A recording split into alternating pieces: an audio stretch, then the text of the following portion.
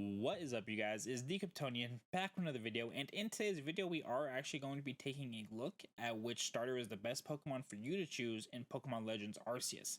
And if you don't know, Pokemon Legends Arceus is a game that comes out in early next year, and it is kind of different than the mainline Pokemon games. In this game, it's more open world, kind of like Breath of the Wild, like if you ever played Zelda, and doesn't really feature a lot of the stuff that we've come to be used to in the normal Pokemon games. In this game, it doesn't seem like there's a lot of Pokemon trainers around. At least from the trailers that you've seen, do seem to be a couple of people who have, I guess, partner Pokemon and gotten them to trust them and stuff like that. But Pokeballs are pretty much a prototype thing, so it'd be kind of dumb to expect there to be a lot of trainers out there, at least as much as usual. And since trainers aren't really a thing because people don't really have Pokeballs, gyms seem to be non-existent.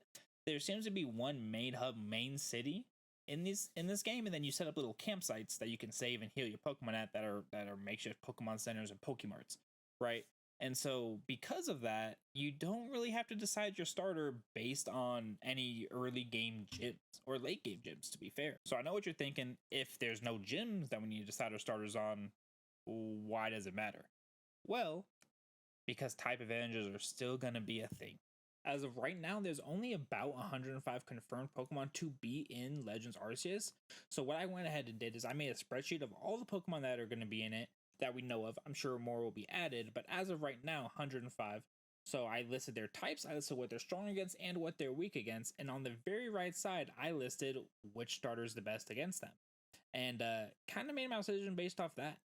Now, when I first went through this, I was honestly expecting a different result for typing advantages, because in my head, I didn't think Oshawott would win it. After looking at all 105 Pokemon and figuring out which starter would be best to use against them based on moves they have access to and just types in general, it kind of became a little bit surprising. What's surprising about it is this is the Pokemon I did not expect to have the most Pokemon he's advantageous to, right? So Rowlet with 32, Cyndaquil with 32, and Oshawott with 40. Now don't stop watching. Oshawott is actually not the choice here, right? But just because he has all these advantages, right, it's easy to choose him. I get that. But there's something else we actually have to consider here. And what that something else is type availability for the wild Pokemon. The fact that there are prototype Pokeballs in this game and that you can catch wild Pokemon suggests that it's not all about the starter. Now, diving deeper into the spreadsheet I made, I figured out that there's actually quite a disparity on typings that are available in the wild. And I'm talking like a big enough disparity that makes Oshawott the actual worst starter to choose if you're playing it strategically. While Oshawott is the clear winner in the amount of Pokemon he's advantageous to in the game, turns out water Pokemon kind of not that rare. And by not that rare, I mean there are over 2 times the amount of water Pokemon as there are fire Pokemon, and barely under 2 times the amount of water Pokemon that there are grass Pokemon outside of the starter chain. And usually that kind of disparity isn't that big of a deal because there's certain routes and stuff that you can find a certain kind of Pokemon on, like certain types. It feels a little different. And the reason this feels different is just because the sheer lack of fire Pokemon.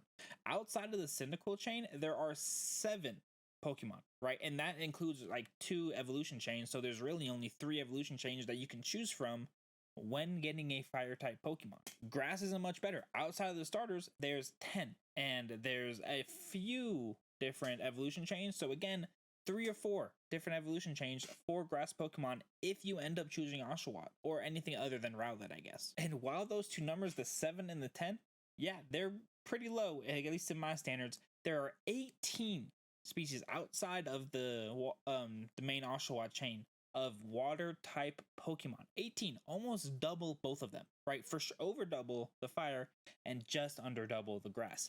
And the fact that that disparity isn't as big when looking at the type advantages, like for the wild Pokemon, it's safe to say that Oshawott doesn't give you that much value. And before I move on, if you choose Oshawott, if you decide on Oshawott, that's fine. You're going to have a lot of fun in the game. This game looks great.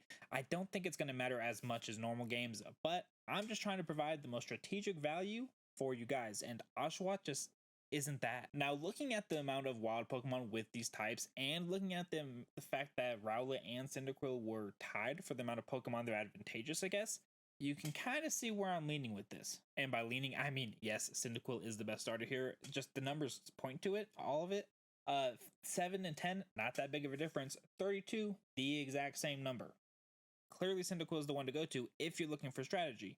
But honestly, Rowlet's not that far behind. Just because there's one more evolution chain doesn't make it that big of a difference like it does with Oshawott. There's like 3 extra evolution chains for the water types. Now, with all that being said, it does look like Cyndaquil is the choice, but there's something that actually makes me hesitate on this. That something is that in the trailers, you see yourself running with a Vulpix. So I went back and actually looked at the trailer, and it's a Chimchar that I'm talking about and not a Vulpix. The Vulpix comes later in the trailer, but you're actually running after the Chimchar as well instead of running with you, but still kind of makes it seem that you can get this Chimchar early. So everything I'm about to say about the Vulpix, just know it's about Chimchar. Now, I could be wrong, but it looks like you're running with that Vulpix with a lot of early stage Pokemon, early in the game Pokemon in the wild there. So it looks like you can catch a Vulpix pretty early in this game. And honestly, that's making me lean towards Rowlet. And no, I can't guarantee that that Vulpix running is early on in the game. I can't at all. But it just kind of makes it seem that way. That's just the feel I get from it. So take that reasoning with a grain of salt. Now, because I can't guarantee that that scene in that clip is from an earlier stage in the game, that is going to leave my official recommendation being Cyndaquil. Cyndaquil seems to be the best choice overall with that, assuming the Vulpix is later on in the game. But personally, I'm actually going to still go with Rowlet because go grass.